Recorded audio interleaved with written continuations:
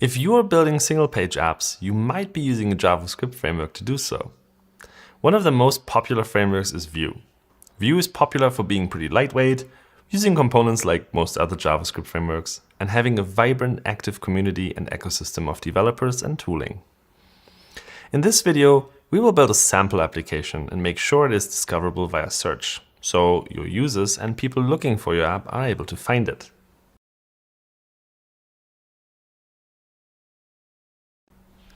We will use Vue CLI in version 3.04. We create a new application, then install Vue Router and set up two components: posts list that will list 10 posts and post detail that shows a single post. After setting up the routing and components, we have this application that roughly resembles a blog, pulling the posts from an API. We also enable the history API mode of the Vue Router to make sure our URLs are proper URLs instead of abusing the fragment identifier to show different views. Let's look at what we can improve in this application for SEO. First things first. To make our post more findable and more relevant in search results, we should give each page a descriptive, helpful title and description. Those two things will show up in the search results and help users identify the best result for what they are looking for. To give all our views meaningful metadata, we will use the viewmodel utility. It allows us to set the title and meta description of our post list view to something meaningful and use an excerpt of the post and its title as the meta description and title for the post detail view as well. Note that ideally we would have some summary or key takeaways for each post, but in this case we are just going to put the first 100 characters from the post in the description instead. 100 is an arbitrarily chosen number of characters. Meta descriptions aren't restricted in length.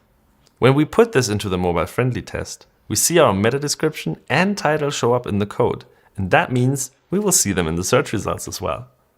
But there's even more we can do to both bots and users. We can make sure our content arrives within the initial HTML sent to the client without having to wait for JavaScript to execute. As we explained in the previous videos, Googlebot does two waves of indexing. In the first wave, we crawl your page and index the content we find, but we do not execute JavaScript due to resource constraints. Eventually, and unless you tell us not to, we will do a second wave of indexing where we execute your JavaScript and index your content again. But if you have a large site or lots of frequently changing content, this might not be optimal. A way around this is pre-rendering or server-side rendering. Vue has extensive documentation and tooling for this. Alternatively, you may consider doing dynamic rendering, which we provide some documentation for as well.